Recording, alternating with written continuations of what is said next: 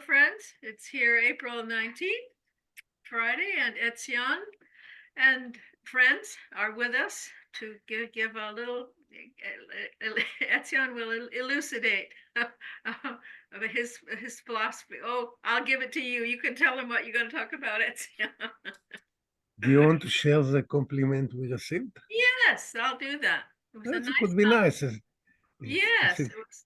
Encouragement. We didn't think it will last for one session, and this is the 12th or the 13th already. Yeah. Slow down on fine home because See, rated now 7.5%. I think we need Sorry? to use. I think they went up. I don't know. Is it Jeff? I think the. Jeff Okay. is muted. I don't Yeah. know who spoke, not me. Yeah, I think it was somebody in his home. I think, yeah. Okay, now Could let be. me find. The woman's name is Josephine Sanchez, and she sent us the nicest compliment about this meeting. Sorry, let me find it now. Here we go. She says, I'll read it. She says, Dear Etzion, I am a Baba lover. I have been following your chats on Baba Zoom and find your videos fascinating and am learning a lot through them. You are a real example of Baba. You make the videos very enjoyable. They pass by so quickly. You do not come from ego. I feel your love, patience, and peace. You are a good writer. Through you, I am finding out how well Bao Kalchuri wrote in English. Both of you have a great command of the English language, and you both have a wonderful sense of humor. You had a great friend in him. Thank you for all you are doing and for being so generous with your time to include us in your findings and sharing them with us and for posterity. I appreciate Betty Lowman part as host. You two work well together to make the video as special as you do. Both of you make it come alive. I love the way she follows what you say and asks logical questions of you. I would have liked to send her a CC of this email, but do not know her email address. I appreciate finding your email so easily. I hope your wife Ruth is feeling better. Always in Baba, Josephine Sanchez from Belen, New Mexico. And then she says, Belen, as you may know, is Spanish for Bethlehem. Very Nice, nice. nice. Yeah, Very encouraging. Thank you.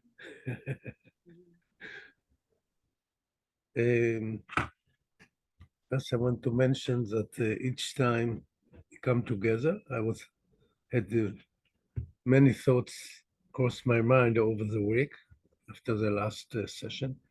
And each time, of course, when you press the recording, I'm watching it. I'm watching again all the recordings to learn. I study them, learn, see how can I improve my presentation and the quality of what we are giving to the public. What I want to say that each time his lovers are coming together, it is a spiritual circle. Whenever some of his lovers coming together with agreement and peace and love, we generate and we are his lovers because we are focused on him. This is a prerequisite for a spiritual circle to be focused on the divine beloved. Otherwise, this is not a spiritual circle. So this is a spiritual circle. Whether it is a Zoom or not a Zoom, it doesn't matter. So this is an opportunity and responsibility because it helps the world and helps the universe. The spiritual circle is the most powerful healing instrument on earth. We bring the divine beloved to this sphere and we witness endless troubles everywhere. You see the news, it's mainly Israel and Ukraine, but so it's the whole human race in total turmoil and trouble. The hundreds and hundreds of wars are going on all over the place. Instead of turning the machines to peaceful instruments, building more and more machines for destruction. The whole world is gearing for more, creating more weapons, more fear, and more. And then we are his lovers, are asking the question. He promised us a few hundreds of years of peace, supposedly, but also he hinted that we might will annihilate ourselves. But we are his lovers. We don't care about these things. I don't care what's going to be. Last Saturday, the Iranians supposedly attacked Israel. I didn't care at all. I didn't get up for this. I didn't listen to the news. I got used to it for one, and what it is, Abba has made his decisions concerning this place or situation or whatever it is, and humans are doing whatever they think, and he will do whatever is right. And I personally see myself, see that there's plenty of work to do here in this country for the beloved, and that's all what counts. And human relations and human problems are coming, are secondary.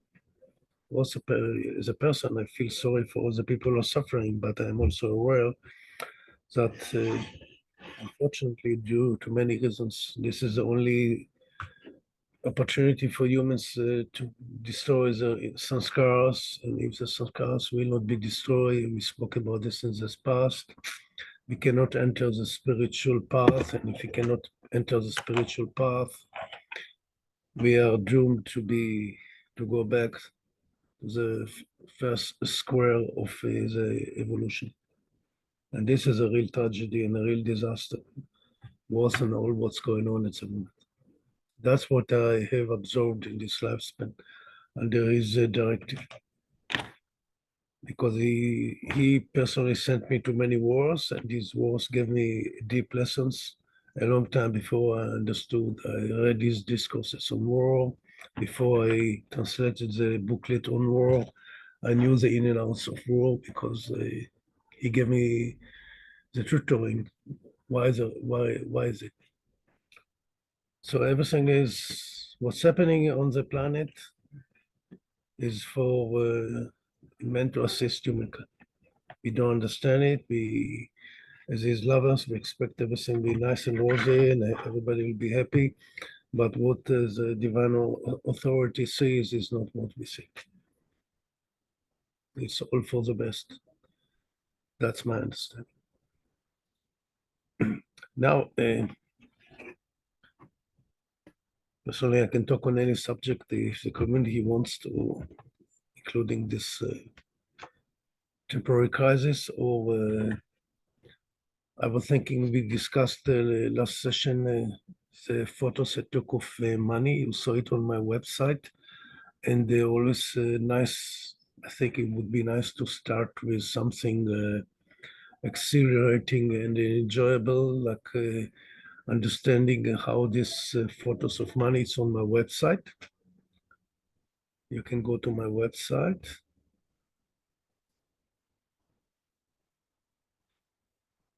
I think it's under photos. You're muted. You're muted, Betty. Betty? You're muted.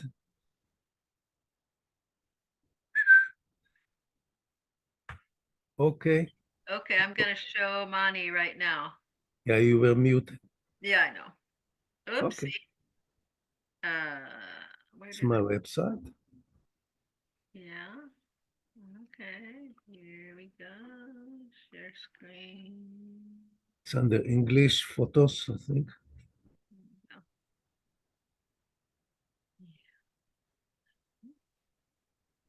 Here's money. Ivan.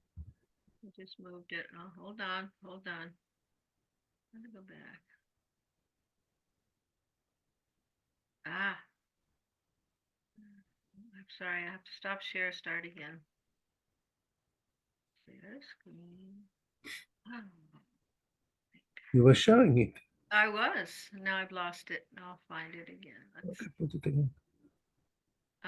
photos, here we go. All right.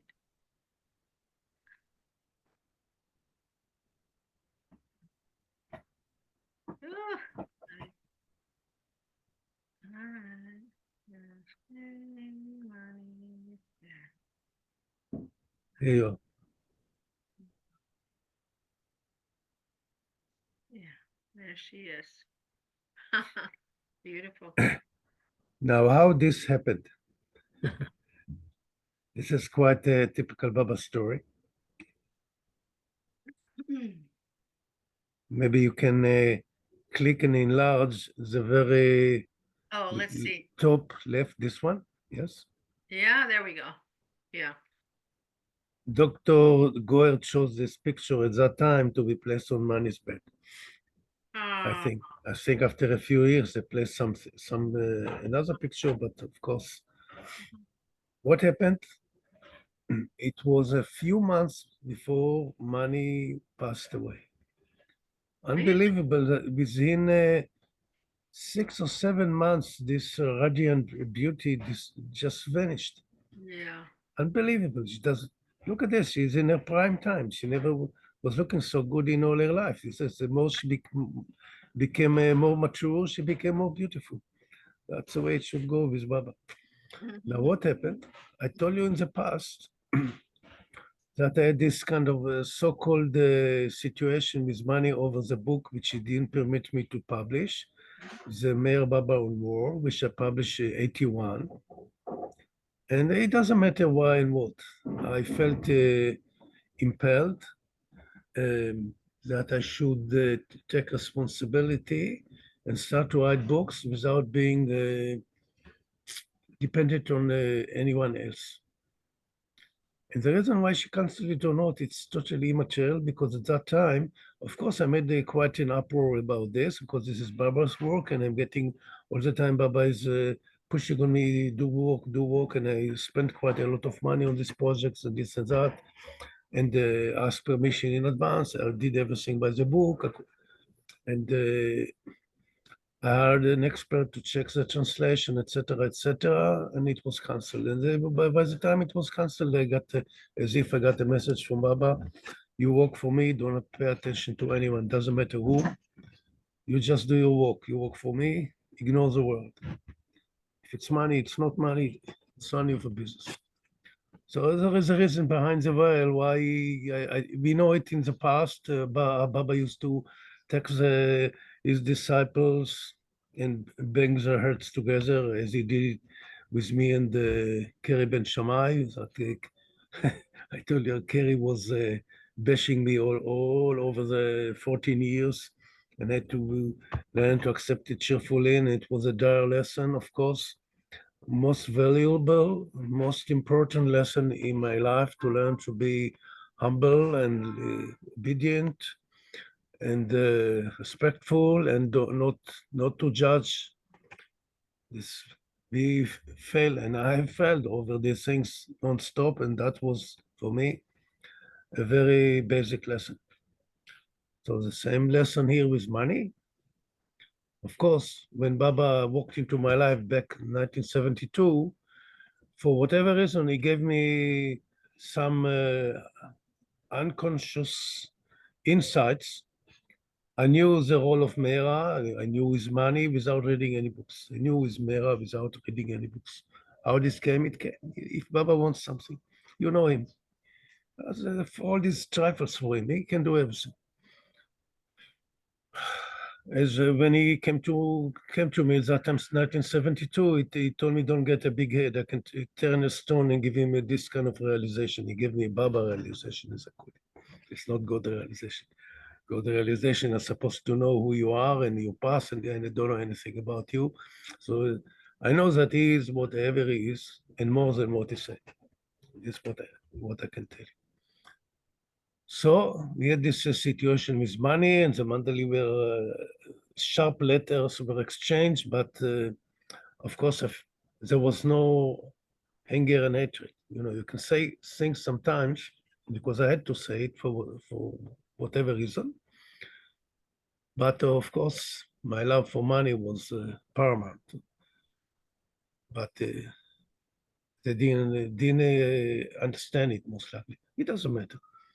Then came this year, I think it's 1996, I think 6 or 7 months before, 9 months before she passed away. There is a date on the picture, if I'm not wrong, or October, yeah, 1995. 95, and she passed away a few months later, 96, 96, to my August, I think, to August. my knowledge. Yeah. So here what happened. I was in Mehrabad, this is Meherazad, of course. I'm walking behind the mandali hall towards Meher's porch. And as soon I crossed the mandali hall from the other side, facing the porch, as if I was transfixed, as if a hand came from the ground and grabbed my leg. I couldn't walk anymore. I became frozen. I couldn't move my legs. Oh, And I had, with my hand, I had a camera, a Russian camera by the name Zenith with a telescopic lens. So this is about, I think, 15, 20 meters from the porch. So Mani presumably didn't know that I'm standing there with a camera. And while I was standing there and looking at the porch, Mani started to walk down from the porch towards the, I call it the entrance before the porch. Now what it is, if she would be standing on the porch, it was too dark. And if she would be walking too far, it would be too bright. And what happened, as soon as she got down the steps, a young boy came, stood before her, and started to repeat the repentance prayer. I'll find He's the him. son of a police officer. Here she is looking at the boy. Here you see, this is a boy. He is reciting the master's prayer, and was his father. He's a policeman, police officer. What's his name? Ran out of my mind. He'll come back. It doesn't matter. He's from Mumbai. And this is, I believe, his son or from the family. And he stopped Mani, and look at the lighting. It is so perfect. The background is dark. If she would be 2 meters back, she wouldn't look like this. She is all enlightened in the background, which is a little bit darker. And I was standing there and clicking an entire film on the Mani. And here I selected the best ones. And then, of course, when I came back to Israel, this was not a non-digital camera. I had the digital cameras only from the year 2002. This is 96. Regular camera, regular cheap camera, which was $50, not $10,000 to achieve this fantastic resolution and beauty, etc. And I developed the film, and of course I sent it. Look at this, it's magnificent, it's incredible. Look at the lighting, the contrast. There's the only magician, the arch magician. Look at this, look at the contrast, the lighting, it's so perfect. It is perfect, yes. This is the great architect is standing behind it. Look at this, I didn't design it, amazing. So I sent it to the mandali, and the mandali were really taken aback by this and said, how can I got a letter from Casey Cook. How is it you came up with these incredible photos? I said,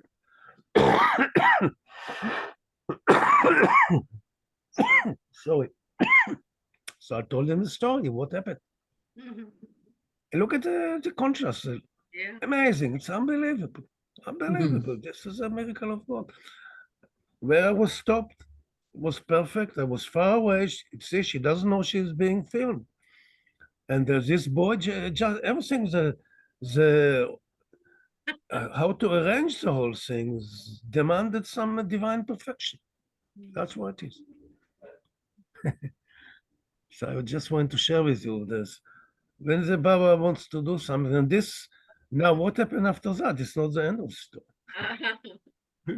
The end of the story after that, I don't know if it's the same day or a couple of days after that, I was sitting next to Mani in Meir Azad. You remember, we had this so-called situation, and she told me something, which was quite nice. And I took her this beautiful face in my two hands. I was holding her like this. I grabbed her faces and I gave her all her face wet kisses till she pushed me away. Not too hard. it was it was really extraordinary experience. Yeah, beautiful. It was really just yeah, when Baba is doing some work, sometimes it takes 10, 20, 30 years to understand the cycle. So we don't need to judge. We don't know what's happening behind the veil, with the veil. Something happened to me, something happened to her, something he did to the mandali, and these things were happening all the time. That's what I'm trying to just example how a master works. Look at this beauty and the shadows, the darkness, and she's illumined. The position is totally perfect, and just because this boy stopped her right on the perfect spot, and of course I didn't know anything about him. Incredible, absolutely incredible. No director would be able to achieve such a thing. Because it's natural. You see it. It's not artificial that when a director comes, in the movies, she has to go up and down, back and forth 20 times before he decides. And we have all these engineers checking the lights and this and that. Everything was just happening just like this, naturally, obviously, no problem whatsoever. The great director wants to achieve something, it is being achieved, and that's it. Amazing, isn't it? Just look Yeah. at this. Yeah. Amazing. Nice to start a Baba meeting with such an anecdote. True. Sets the vibes quite happily. I also have a very, very close relationship with Mani. Mhm. She brought So me to Baba. Yeah. Yep. Mani is very Exactly. unique, very special. Very, very beautiful, beautiful, deep Baba connection with Mani to You have Baba. you have a story there, or Yeah, I shared it with you, Betty, a while back. You can share now. That's a good time. Why not? Sure, no, I'd be very glad to share it with you, Etzion. You'll immediately appreciate, connect, and resonate with it. There was a Baba lover named Jerry Pearson from California who was a dancer, and he attended a certain meditation gathering I would go to on Thursday nights with a very lovely, low-key teacher named Hilda, who was a woman of integrity. She had just come back from India after 18 years, and it's so interesting. Jerry approached me. I didn't know him at all. And he said, in a few weeks, I'm going on a dance tour, and I want to ask you to take care, babysit something that is very precious. And is that okay? I said, of course. So a few weeks later, he came up to me as we were leaving, where we were meditating with about 400 people with beautiful oming and chanting and meditating. And he said, I'm leaving, like tomorrow. Can I give this to you? I said, sure. We walked over to my apartment, about a 10-minute walk in Manhattan on Bank Street. And he had this small, very old beige canvas embroidered bag. And he said, in the bag is Meher Baba's sister Mani's Veena, a musical small instrument. wow. And he said, this is very precious, very, very irreplaceable. Please, please, please take good care of it. I said, of course, Jerry. And I put it on a shelf. Actually, I put it on a clean shelf in the bathroom, which was, I guess, fairly clean, but I had no idea what this was. And he gave me a little picture of Meher Baba, which I put over my kitchen stove. I had, of course, seen Meher Baba many times in his photos, Don't Worry, Be Happy. I had no idea he was the avatar. And the next day, in the evening, I got very curious. I said, what could be so priceless? What could be so valuable that he said, really take good care of it? Really? So I got curious and I opened the zipper about 12, 14 inches of the canvas bag, and I see this very, very old beige small Vina, maybe 18, 20 feet long, inches long. And I touched it, and the strings were limp, completely limp. And this took about 12 seconds, and I got this voice of silence that said, you were asked to take care of this, close this up, put it back on the shelf. And I listened and I obeyed, put it back on the shelf. And I just went about the evening, went to sleep, went to school the next day, where I was teaching in a high school in Manhattan. And I went home the next night, normal day, normal night. And I went to sleep. And I was in a very dark, pitch black bedroom on a thin mat. And all of a sudden, my eyes opened. Now, I've never taken any drugs, not even marijuana. My eyes are open. I'm on my back, and I see Meher Baba floating on the ceiling. His head over my head, chest over my chest, legs over my legs. Exactly like we're floating in a lake. I'm on the bottom, he's on the top, about 8 feet high. And I see this as soon as my eyes open, and my mind had this thought, which I'll always remember. This is gravitationally impossible. As soon as I had that thought, the whole room filled up with this ecstatic love. Overwhelming, unsurpassable love. And there's only one thing, God's love. Ecstatic love, unsurpassable, no time, no space, no Jeff, complete ecstatic love. And then Baba began to descend inch by inch by inch by inch. And he's above my being.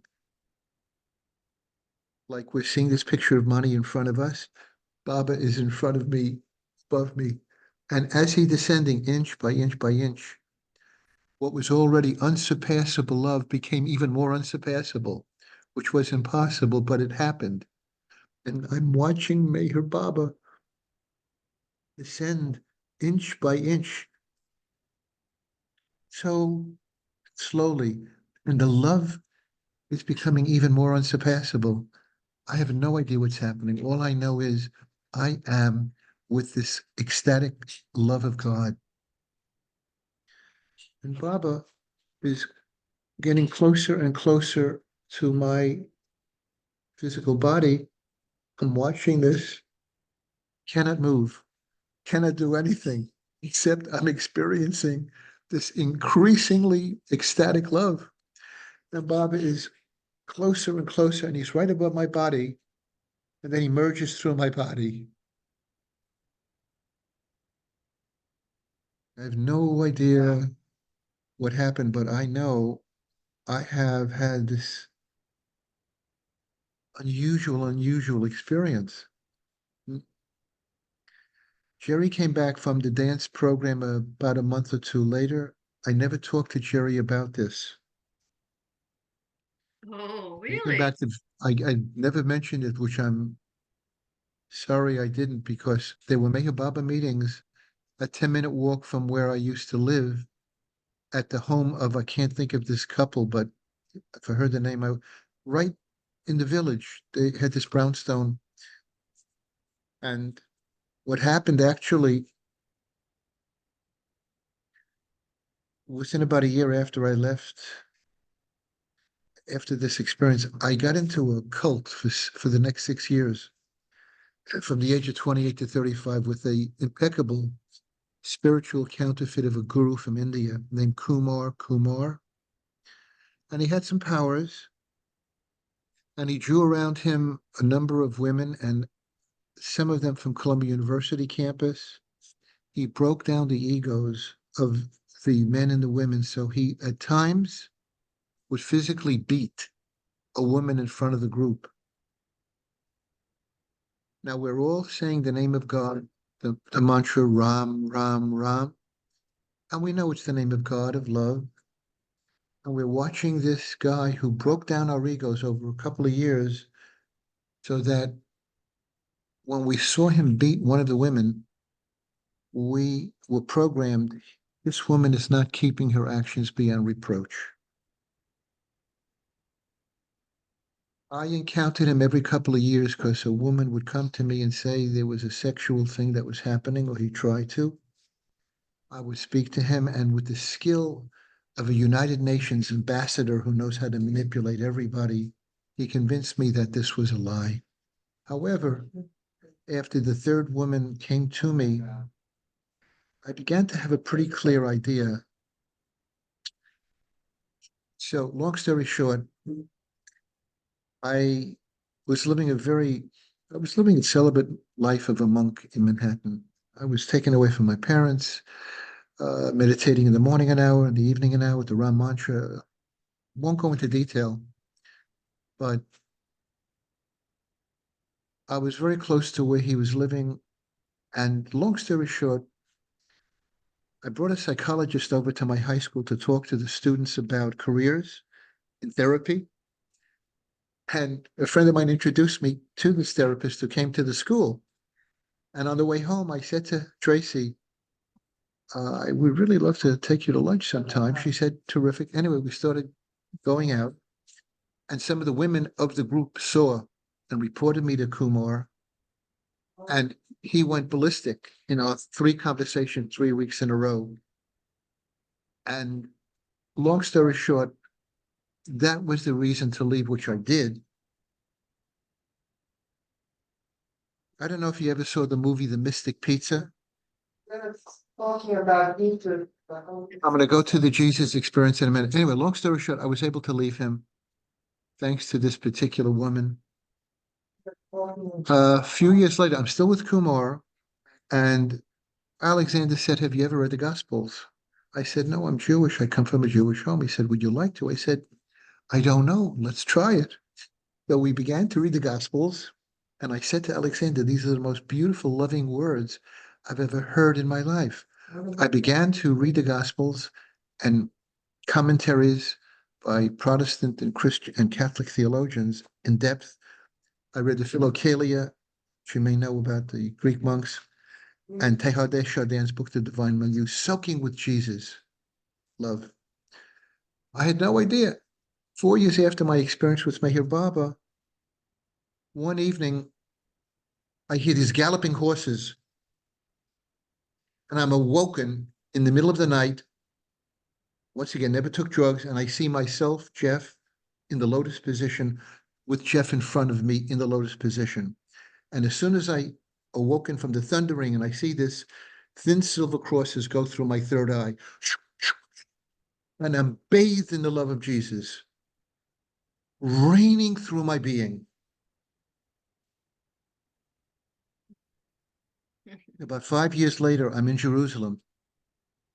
I'm at the Diaspora Yeshiva. I said, let me see if I can take my years of Yiddishkeit, my years of yoga and meditation, and go into Judaism. Maybe I can find a community, a rabbi, a rebbe. Here's the ironical part.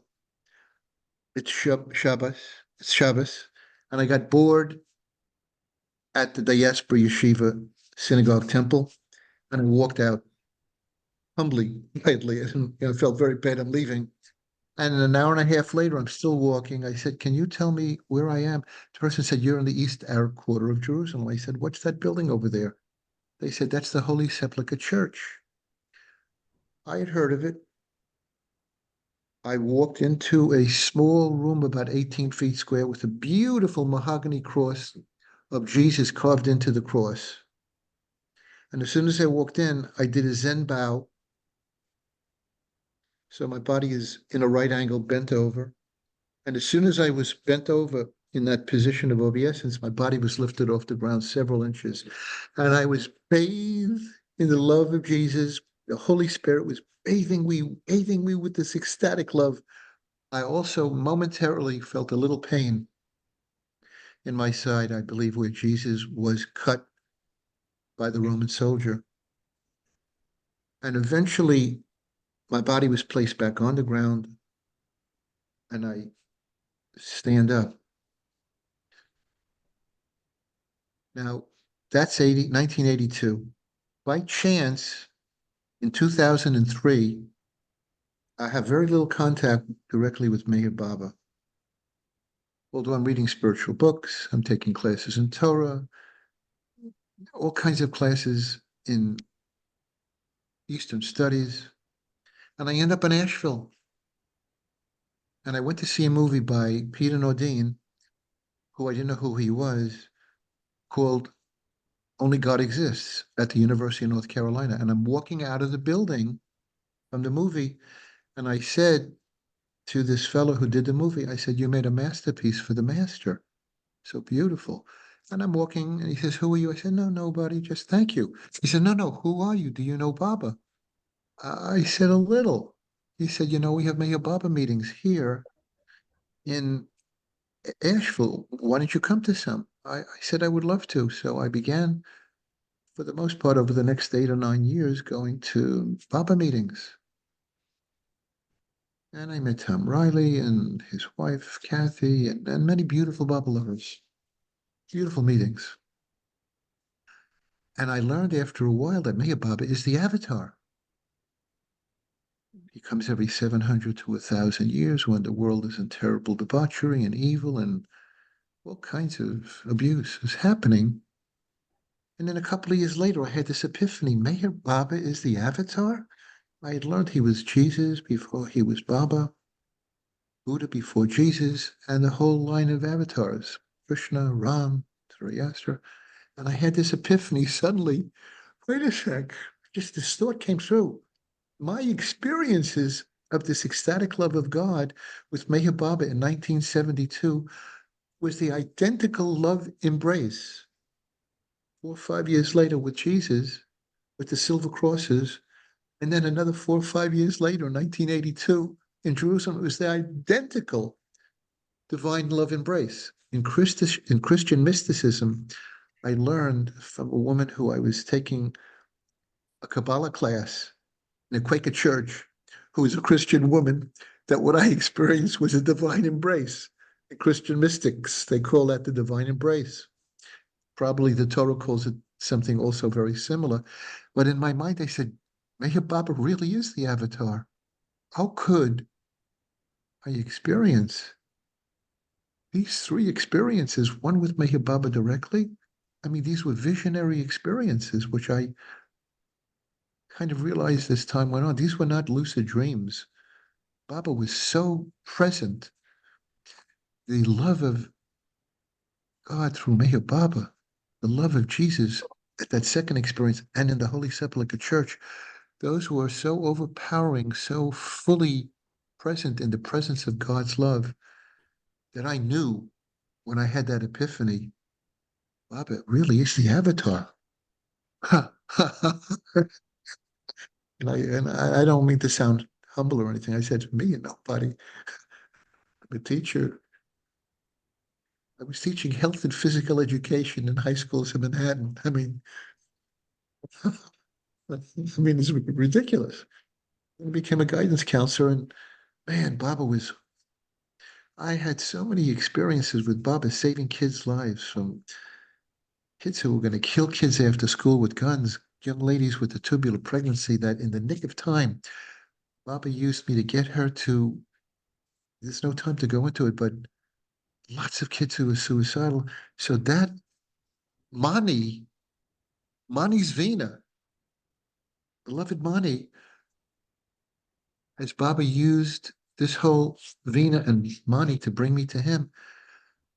So that's a little bit too long an answer to your question, but that's how I got to love Mani, got to Baba. I thought I might tell you this at some time, but not so soon, and ask you whatever interpretation you might have. Wonderful story. Wonderful. Thank you. Appreciate this. Just suitable for the environment here. We are here to increase the divine love. When Baba walked into my life, I didn't walk to him because I didn't know anything. Back Yeah. 1972, your time as well. He walked to me when he sent me 72, to. both of us go on. I'm sorry, go on. Yeah. I spoke about this in the past. I can say it again as many times as the people want to hear it. It's no problem. In 72, I was sent to Kerben Shammai. I was attending a spiritual meeting in Tel Aviv. I didn't understand. I didn't have a clue whatsoever about these meetings. They're anthroposophical meetings of Rudolf Steiner. Very intellectual, very high.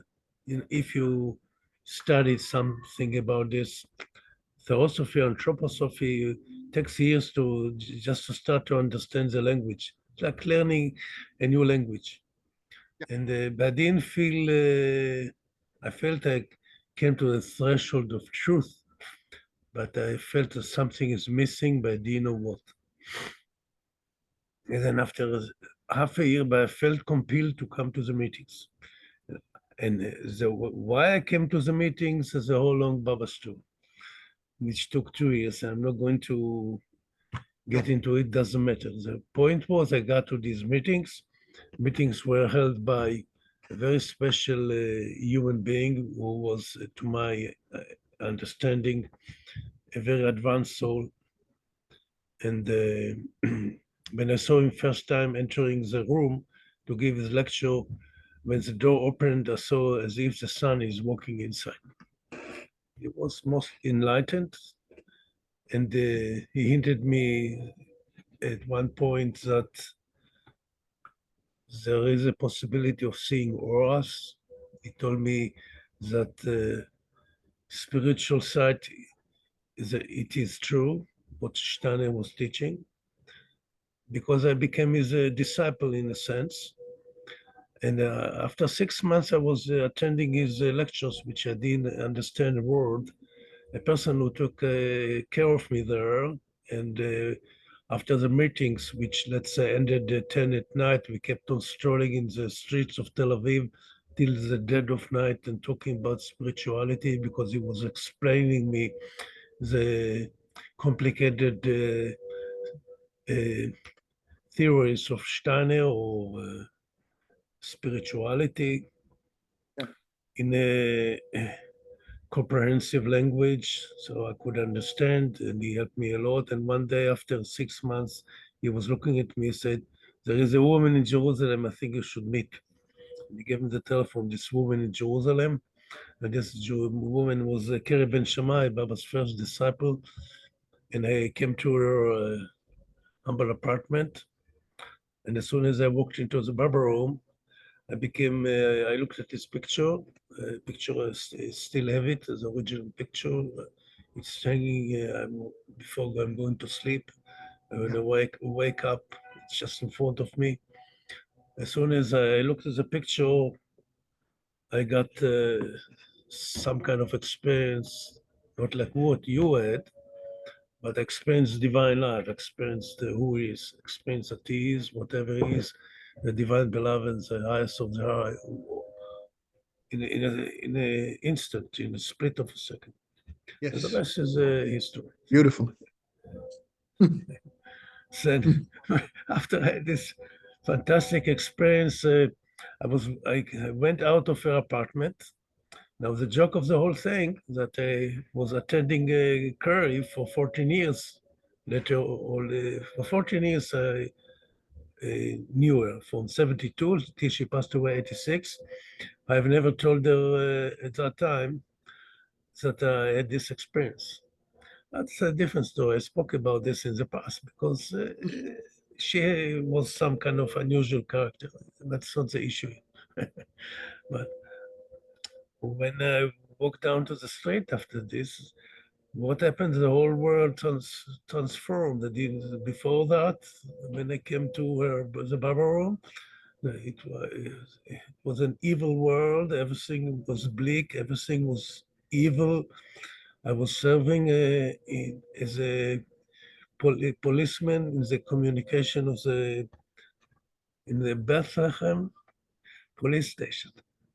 What an incredible story! Wow. I was a policeman and I spent 2.5 years in Bethlehem. Just in front of the church where Jesus was born. Used to go there. The Amazing, amazing, amazing. main square of Bethlehem. Yeah. Big mistake, very big mistake Israel did living in Bethlehem. Very stupid thing. Never mind. This very bad mistake. It was a Christian city. Now it became a completely Muslim city. The Arabs, Palestinians, they kicked away all the Christians from the city. They Yeah. drove them away, stole their lands, raped their girls. I spoke with the Christians, but it's another sad story. We are not so clever, the Israelis. That's also another story. This is not our issue here.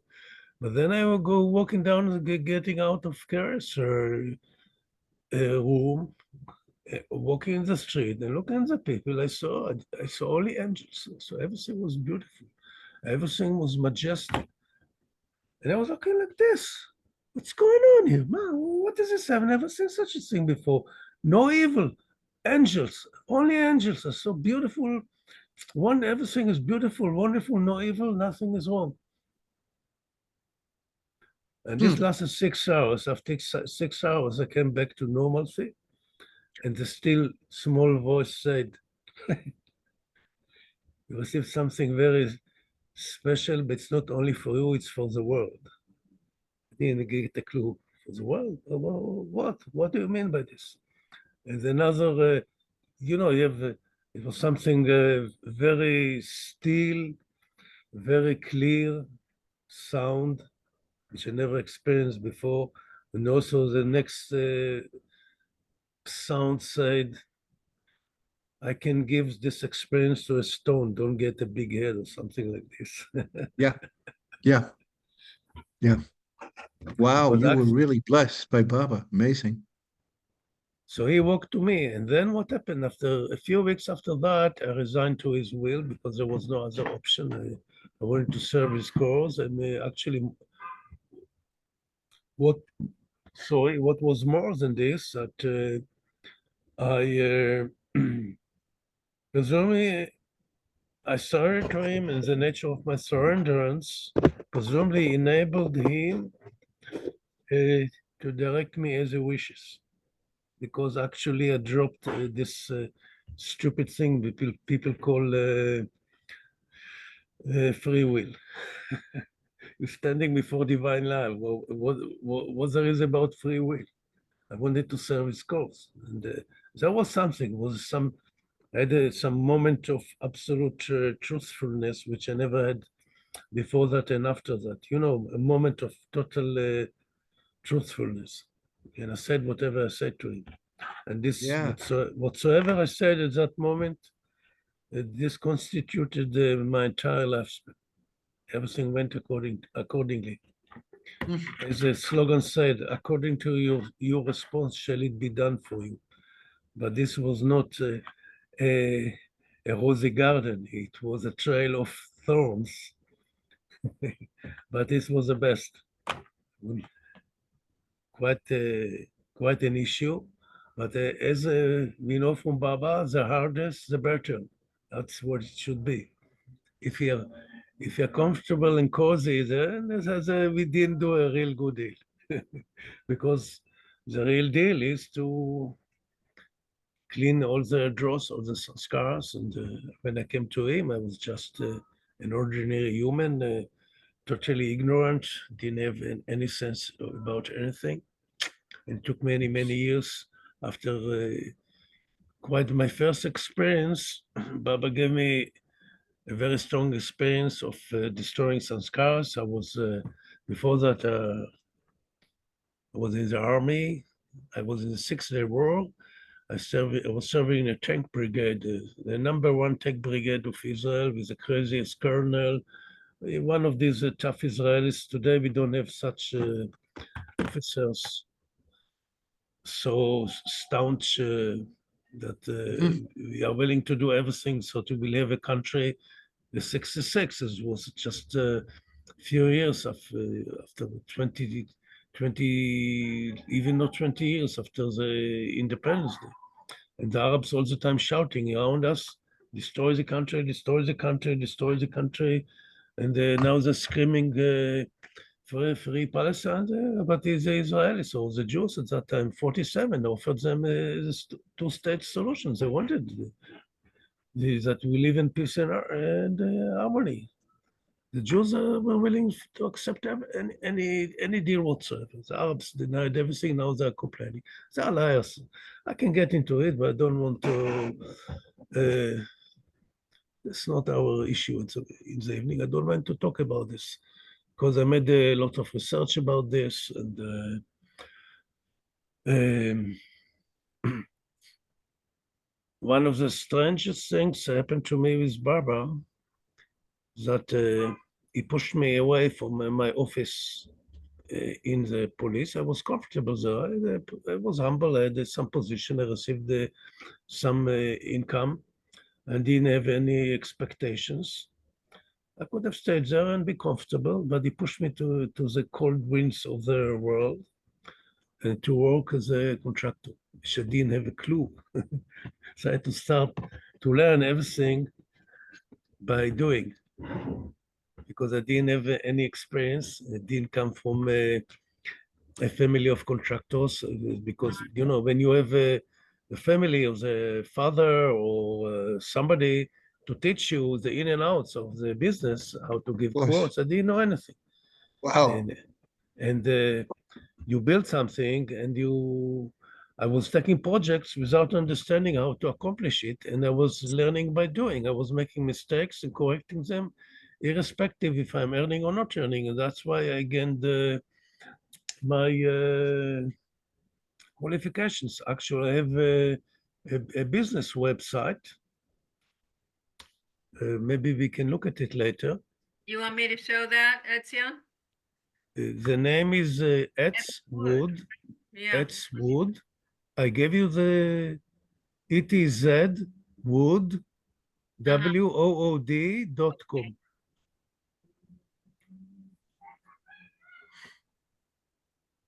And you can see what I've learned without any school. Oh, beautiful. Okay, let me get, You can share it? oh yeah, you might tell them that you made is it the doors at the NPR, Yes, right? Is there a picture yes, of those? yes. Can Okay. you share screen? Yeah, I'm Here it is. Enter, you see the flag in English? The English flag? Yes. Oh You yeah. see this? Click on this, the English. So you'll see the subtitles in English. Here you are. All right. Enter the galleries. No, Did no. you carve that, Etzion? Yes, it's hanging at home. I can show you. Enter the galleries. Click on the galleries. Galleries. Galleries. Where? Oh, this is. No, these are all in Hebrew. No, Okay. click again on Yeah. this. Okay. All right. Yeah. Banisters. Click on Did, the did you banisters. did you carve that beautiful Yes, piece, Etzion? banister. Click on the banisters. Your craftsman, Woo! Look at that. Wow. exquisitely beautiful. Your Yeah. work Without is extraordinary, Yeah, but without any one day in school. really? amazing. So you have the gift. Yeah, I guess so. Look at these. You, This is wow. These are. it's exactly right. I want to make sure It he is. gets the doors at the I NPR. was doing. You go to the galleries. Okay. Galleries, Wow. not here. Okay, Exquisite. galleries. General Ex- woodwork or engraving and Wood engraving and carving. Go down. Here, this one. Yeah. okay. Oh, These these are are the doors. These are the doors. Woo. these are the doors of the NPR. Yes. NPR. Beautiful. Exquisite. Yeah. This is a Beautiful, reception. beautiful. Yeah. Wow. I did the No, you're a carving man. for Ted Judson, 2002, 2004, something like this. I spent some time in Mehrabad. I was thinking to move to Mehrabad because Bauji invited us to move there. Mhm. And you read the letter, so we used to exchange with Bauji till Baba decided he doesn't want me there. Bauji decided? Oh, Baba, the avatar, but where is this? This is beautiful. yeah, Where? it's hanging in my home. I have it here at home. Yeah, I can, that's Was just it? beautiful. Beautiful. You are extraordinarily sensitive Right. A real piece nice. of Yeah, exquisite art. Wow. okay. In the beginning, I was Sorry.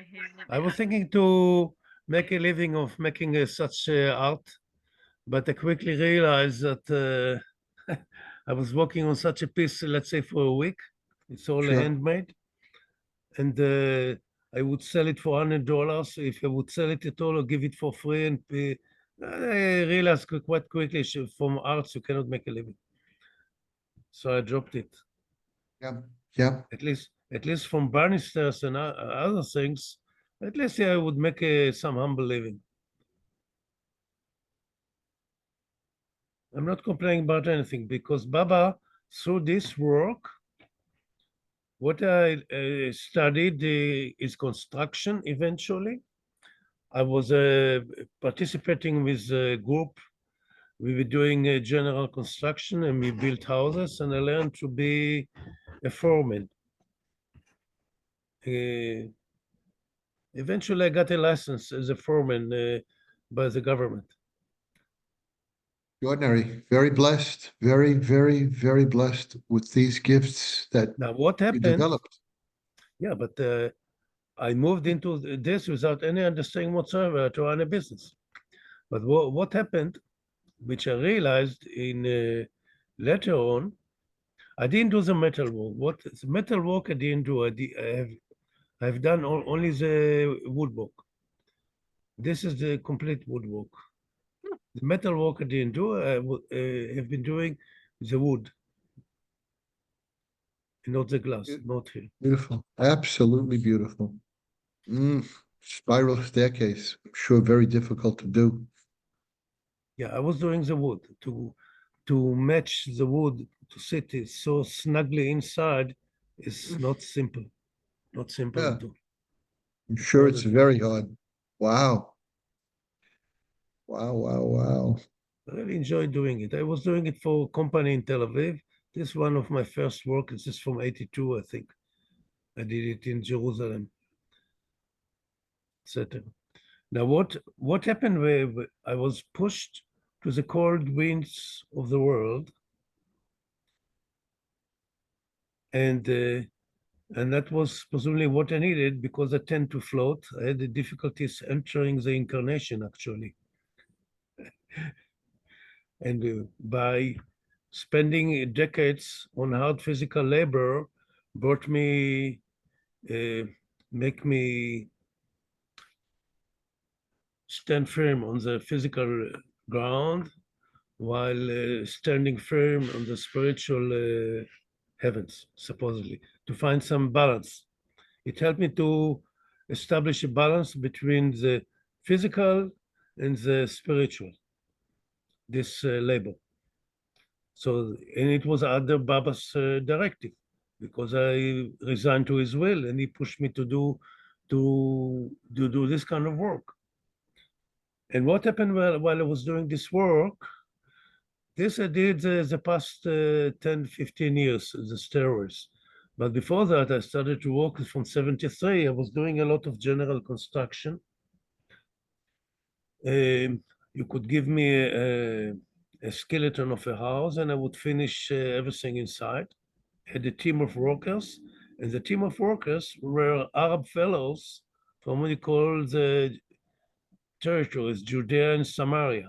And most of my work in the early 80s was in the area 15 kilometers or 10, 15 kilometers southward of Bethlehem, between Bethlehem to Beersheba or Hebron, there was a place called the Etzion block,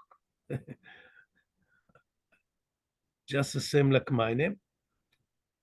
And there I was working about 15 years doing construction, and I needed workers. So I took workers, Arab laborers, from the neighborhood. And every evening I would bring them back home. And these workers were from a refugee camp, a few kilometers next to the town I was working, talking about 1982 onwards. And they started to teach me Arabic. I was sitting, because they didn't speak Hebrew. So on project site, I had to learn quickly. Within 6 months, I learned to speak some kind of enough Arabic so I could communicate with the guys. I can speak Arabic. I was speaking Arabic all day. أنا بحكي عربي بكفي عربي مكولي. I spoke a little bit Arabic now. But here, yeah, I live in Haifa. This is a mixed neighborhood, and there's our neighbor here behind me is our Arabs sitting here, Jews and Arabs living next door to each other. No problem. Amazing. The whole neighborhood, all this neighborhood is a mixed neighborhood. Jews and Arabs living next to each other. One door is Yitzhak, one door is Ahmed. Is it okay now, even now? Yes, We're going, yes, yeah, yes, no that's great problem. to hear. Yes, we are swearing at the politicians, so causing us all these troubles. Yeah, right. Yeah, Oh, it's wow. quite peaceful. Do you hear any sounds, any gunshots? You oh. don't hear anything. All these meetings, you would hear screams, shouting, nothing. Yeah, wow. It's That's quite peaceful. Haifa, is it rural? Is it far away from from Tel Aviv, or? It's an hour drive from Tel Aviv. Oh, well, nothing is far away. It's true. That's The all. whole country is 450 kilometers long by 80 kilometers wide. The whole this small neighborhood makes a sound like 50,000 cannons. It's totally insignificant. It's ridiculous. Anyway, these guys, just imagine from 82 for more than 20 years, almost every day, I visited Arabic house, sometimes in the morning, in the evening, or sometimes I would go to their homes, take them, come to their home, take them to work, and in the evening I would bring them back. And when you bring my workers back to their home, customary, I dine with them. We eat together. And when you eat together with Arabs, you become one of the family, supposedly. These days, you cannot trust it so much. But those days, 40 years ago, it felt nice. Imagine I was an Israeli strolling in a refugee camp, very bad place. I felt at home, and everybody knew me. And sometimes I didn't have a car. My storage was inside the refugee camp. All my equipment was there. He gave me the storage. So because he was working for me for the 2-3 years, and his family and friends, and the people from other villages, from East Jerusalem, all kinds of places, because most of the labor are Arab for physical labors. Israelis, you have Israelis, but I had to employ Arabs. It's easier. It's a different story. So what happened? So thanks to this, I became very qualified with Arabism. It was a very strong lesson. I visited, I estimate, between 2,000 times to 4,000 times visited Arabic homes over the years. And I'm meshing with Arabs almost on a daily basis. Either I go to the market, which is, we have one of the main markets of Haifa is next to us, 3 minutes walk from here. And when I walk on project sites, because I still do labor, even I'm not already 25, I'm the same age of the country. I was born 1948, and I still do manual work. I enjoy doing it. So the people on the project sites, you often Arabs. So I deal with them. I sometimes exchange sentences in Arabic, makes them happy that they see a Jewish redhead speaking Arabic. It's fun. So this taught me a lot. You see, when I was sitting in their home, we were talking about all kinds of things on politics, religion, everything. When I'm sitting inside your home, you feel comfortable to tell me the truth about the whole thing. What does it feel? So I learned their side. Oh, but wonderful. That's what it takes. Nothing of what you hear in the news. They Yeah. will not say to the cameras what they told me. Mhm. And what I can tell you quite authoritatively and seriously, that most of the Arabs in Israel, Palestine, so-called Palestine, other, would eager to have the Israeli identification. Mm. And you should hear their swearing at their Palestinian authorities. It's one of the most rotten, corrupted, abominable systems at all, which Israel is responsible for. Also, they're Etzion, lying all the time. The whole thing is a lie. The whole thing is a lie. I'm never mind. Let's investigated the issue of Islam, and I wrote a whole article about this. I sent you this article. Maybe sometimes we can quote portions of this. It's a tragedy, and what it is, I said in one of our former sessions that what's happening here in the Middle East, it is a clash between a few advents Mm. from Abraham, Moses, Yeshua, Muhammad, and Baba, and all the masters and the prophets in between. Everything is being brought to issue here. Is the madness of the human insanity of getting control, who will dominate the world, and all this. And Baba is cooking something behind the scenes, which we don't really understand. Because I asked myself, why Baba took this Israel, and it's like a rusty needle inside the very eye of Islam. Why Yeah. did he do it? Mm. For a very good reason.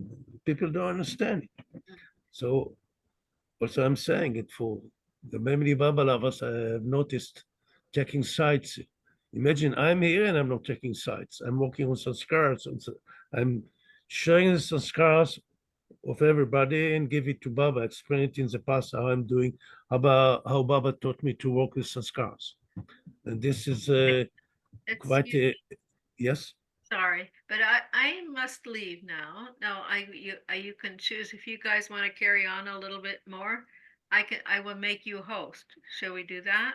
And then Okay. you can close it And then when. I guess we'll read a little bit Okay. my book on the Torah. Sure, I would love that. Please, of I just came back. Can I get a screen?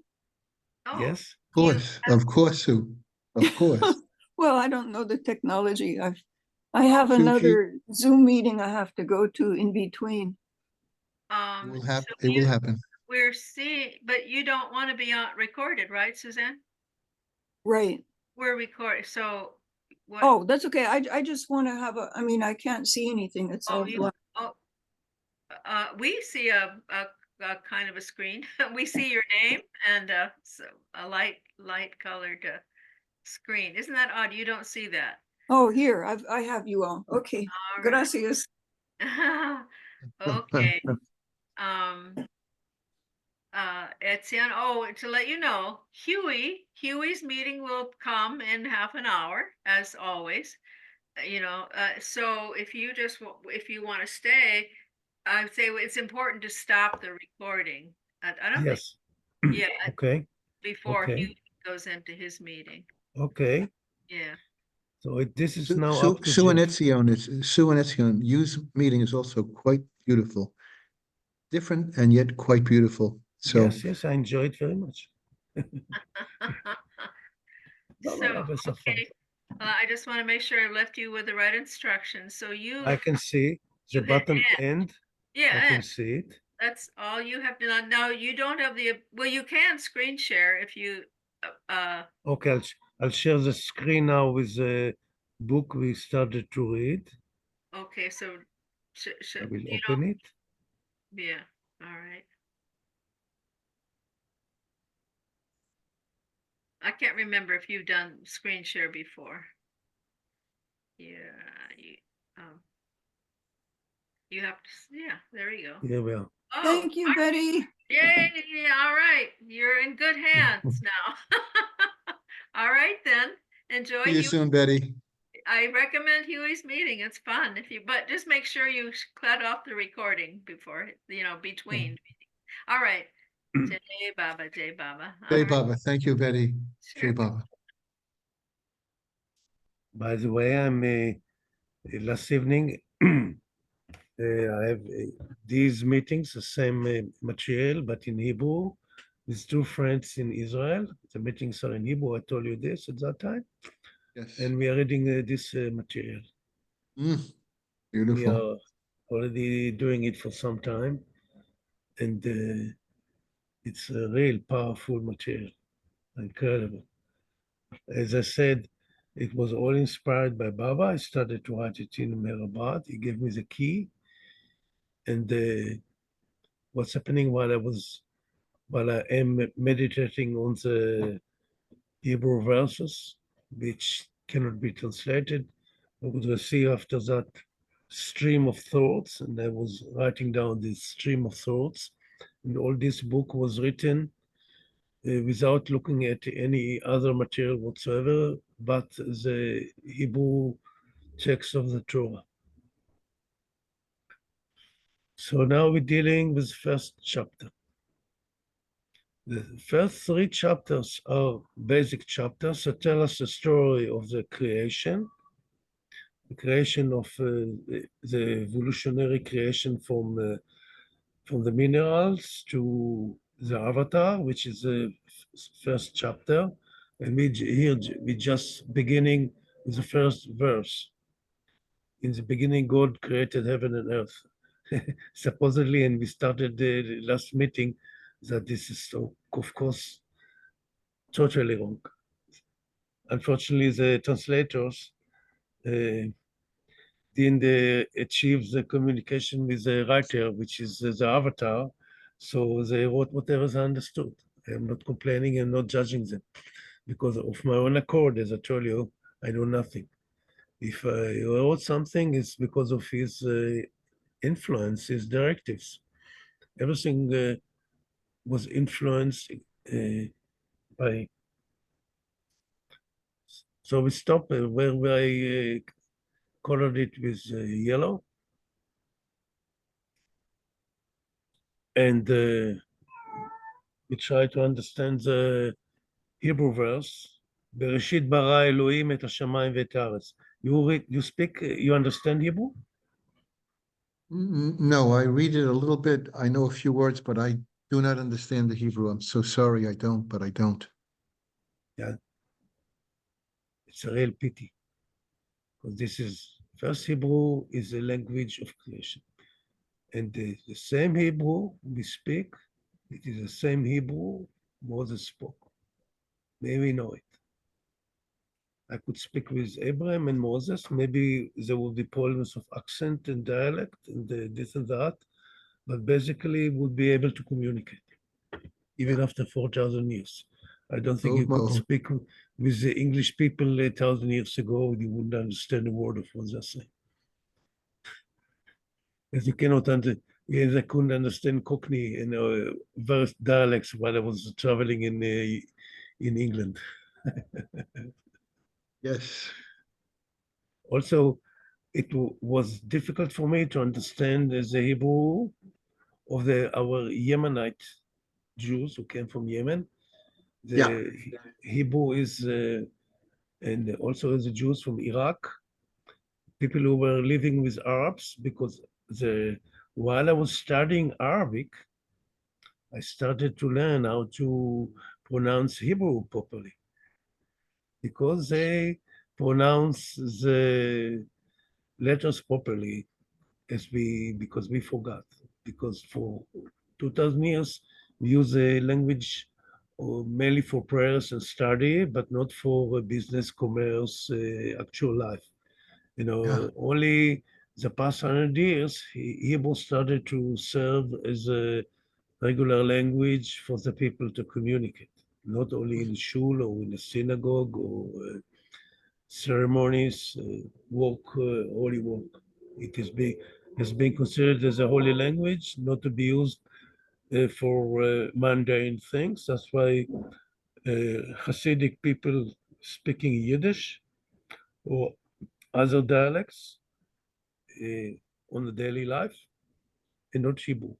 So you see, the Jews in America or France speak the common language at home also, not Hebrew.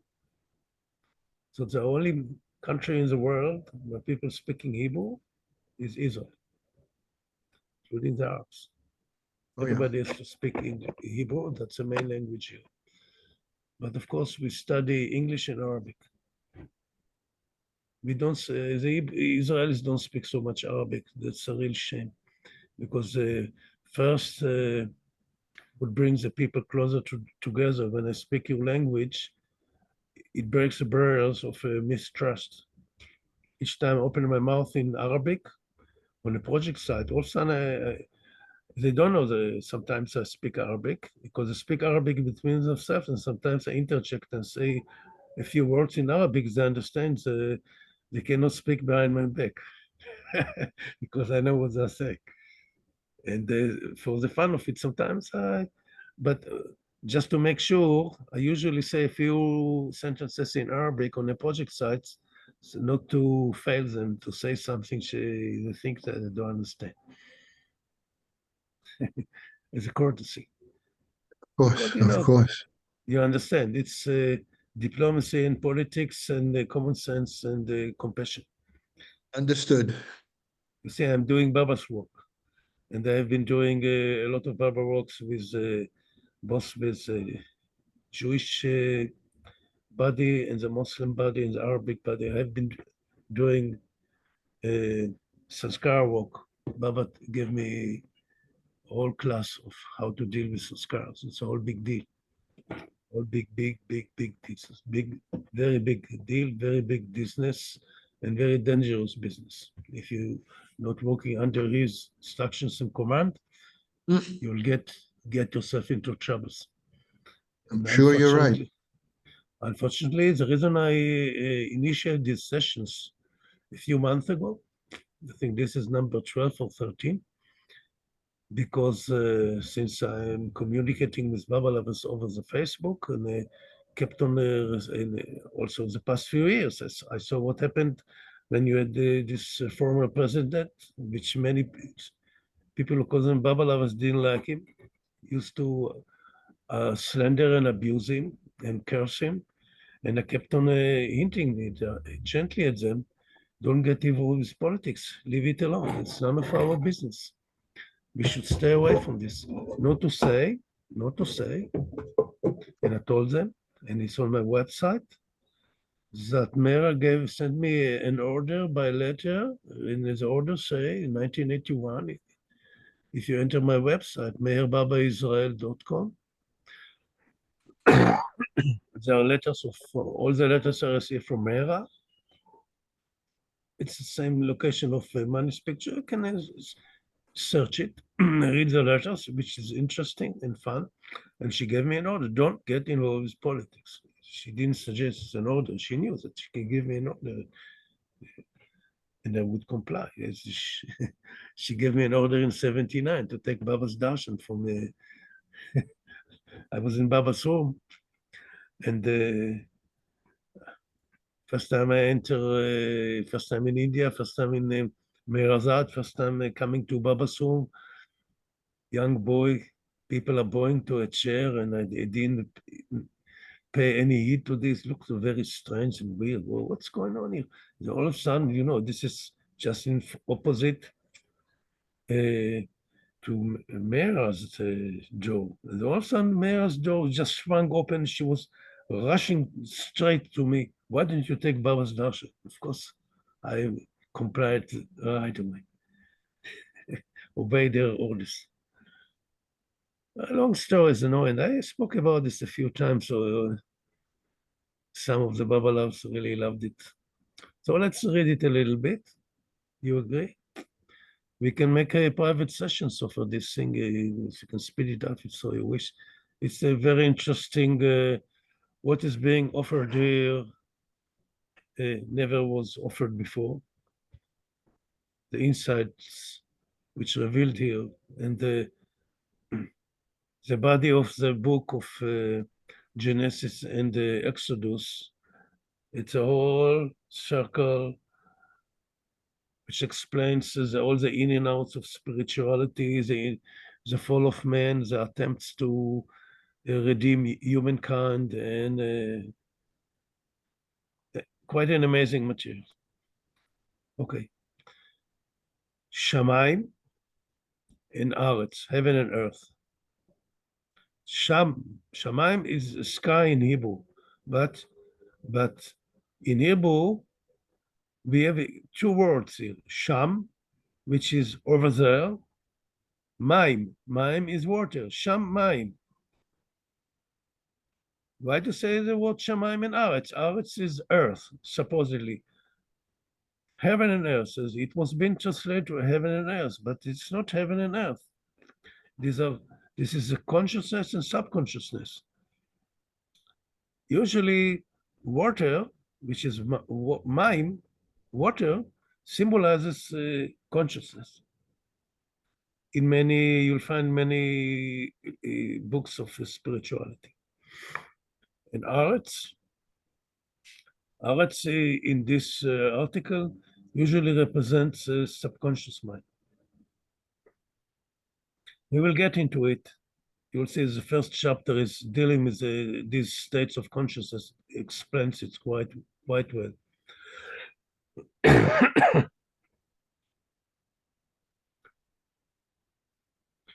The accessible aspect of our mind and its hidden aspect. So we have two aspects of our being. We're communicating, sharing with each other, and behind the veil, each one of us has an infinite storage of memories, impressions from the very beginning of creation for the past 13 billion years. We are 13 billion years old. Also, Baba is saying it in the Lord Mayor that we are 13 billion years old or something like this, whatever that is. Just imagine how many impressions are being stored there in the subconscious mind. It's endless, and this is a problem. And this is our problem, because these impressions made who we are. What you see, this thing is a conglomeration of sanskars. Impressions made me who I am. So do you. These are all sanskars. These are sanskars. All this, which were materialized over eons and eons and eons and eons. All these energies consolidated and created the forms. All these forms around us, consolidation of sanskars. What science is going to say about this? I can tell you what they are going to say. It's nonsense, but they don't understand really what is behind the whole thing. Shammai means sky, heavens. What is above us, which we can view and fathom? Earth represents the solid crust on which we act, but it is mostly obscured from our comprehension. If the creator is standing beyond the creation, starts to create an independent world with the solar system, stars, and planets, including our planet, what is the meaning of heaven and earth? The physical orb and its atmosphere? There is another meaning to it. In the word Shamayim, we sense something amorphous, soft. Sham, Maim. Water is there. And in the word Aretz, earth, we can see the solidification of form. In the word Aretz, concealed the word Tzura, form. Tzura in Hebrew is form. And this is from Eretz. And when you translate Eretz to earth, you lose the meaning of it. Because Eretz, word, hides inside form, tzura. Now it gives you a little bit of some feeling of the Hebrew language that each word is a whole world by itself. Usually, each word you can make a meditation, write a book on each word here of the Torah, a whole book on each word. And we have rabbis and Kabbalists, so that's what they're doing, writing books on each dot. At, et, I think we spoke about, בראשית ברא אלוהים את השמיים, ואת, and, וזה את, and, הארץ. At, את, a long, complicated process. At is the beginning, the end. The first letter in Hebrew, the last letter in Hebrew. What it represents? A cycle. From the beginning to the end, the alpha and the omega. You don't have such a word in any other language. A long, complicated process which brings the nothingness to certain beings that created due to the internal effort to reach some consciousness. At denotes a process from the beginning to an end, a complete cycle of action that reaches to a certain result. And so, the et haaretz, also here, a moderate process takes place, which is being represented by the word et, from alpha to omega, from the beginning to the end, that causes the initial feelings to solidify, and thus the individual entity which seeks to know can start expressing itself. In the initial formless state, it was not possible to express and seek the aim of creation. The moving and acting individual, which is the essence of creation, was not able to take form. We're speaking here on the very first moment of creation, that the infinitude exploded to manyness. That's the meaning of the word Bereshith. I try to explain it in our former session. And the earth was without form and void. And darkness was upon the face of the deep. How could it be if you have the earth, the planet, it has no form? Of course it has a form, but this is a subconscious mind, which was still empty. There was nothing there. It was void. That's the very first step. You have subconscious mind, but it's empty.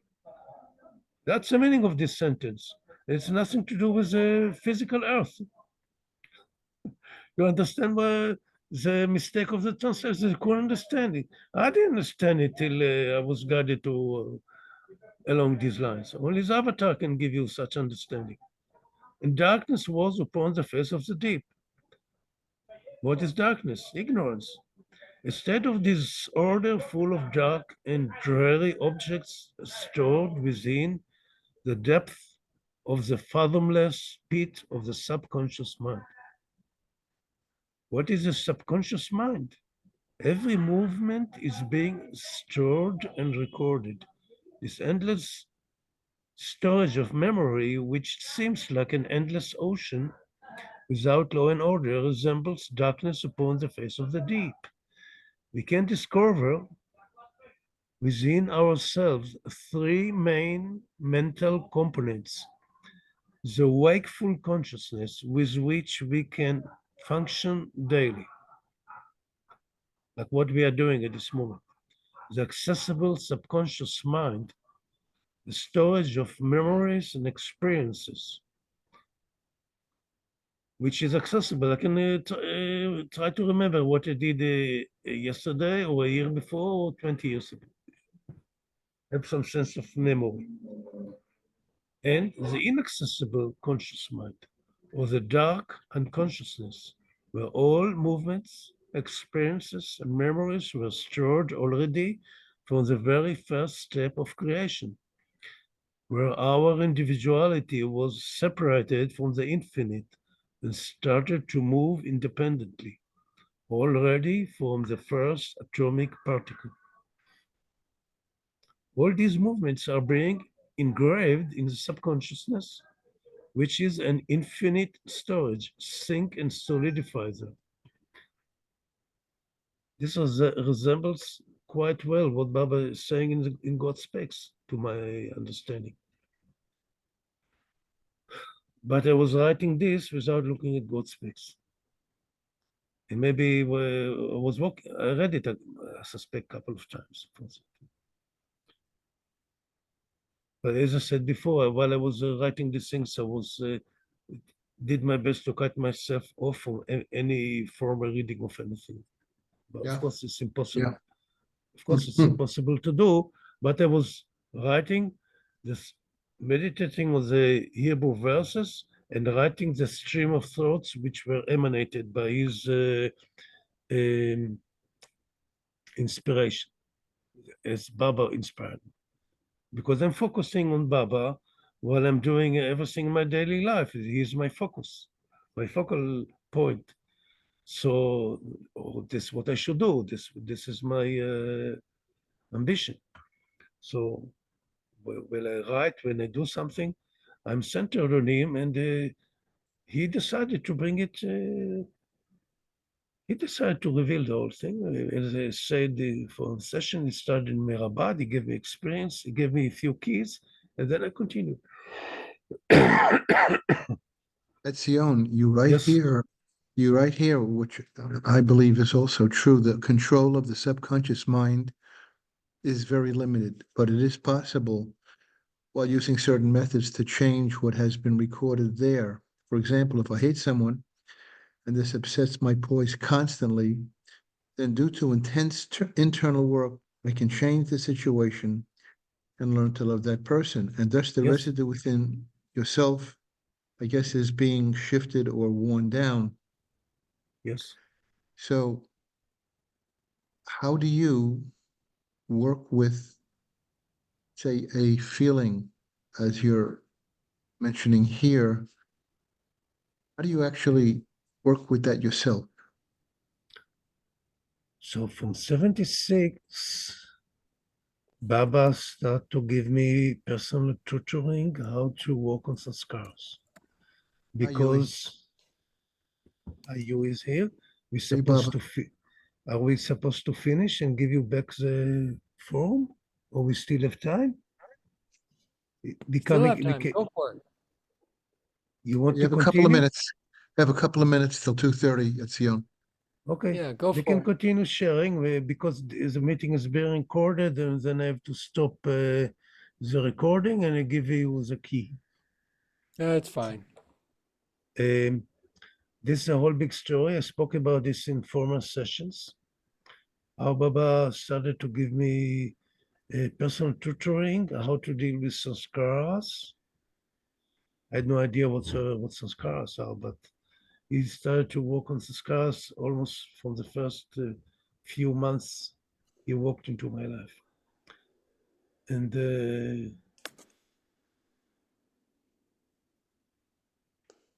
for 15 years, from 1976 to 1991, he was giving me daily tutoring how to deal with sanskaras. It's a whole big deal. And without his directives and approval and his guidance, it is a dangerous business to deal with sanskaras because we are prone to make mistakes and get enmeshed with sanskaras, the world and others, especially when we criticize, when we condemn, when we blame, when we judge, when we spread rumors and they say why let's say free Americas from the white man. You know, there was plenty of insanities going on in this world, and unfortunately, many Baba lovers who are good-hearted and sensitive people want to fix the world and getting themselves enmeshed with these dangerous sanskaras. So his first instruction: don't get involved with, don't do anything. Start with this: don't get involved.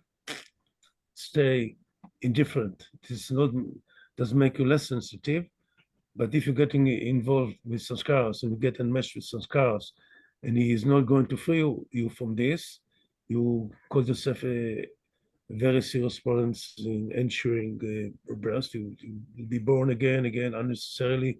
He lose his connection with him because he broke his orders. That was the meaning of it. So we will move. It's a whole big deal. We can speak about this next time if so you wish. I wrote an article about this. It's on my website. You have my website. You can actually I can send you the file of the book if so you wish, and you can read it, and we can work on it later on if so. If That you're would be interested. great. I'll give you my email address if you have a pen. No, I don't have a pen, but I can email you at your address. I think I have your email address. Send. or you can get it from Betty. All right, I'll send you an email address. Thank you, Etzion. Okay. Thank you very much. You could put it So- in the chat, there's always, type it into the chat and then each person can make a Yes, copy of it. I'll. You want me first now to stop? She told me I have to press on end. You don't have to do anything. You're just right now stop sharing and we're Okay. both co-hosts. End recording, I think. I press on end recording. Yes.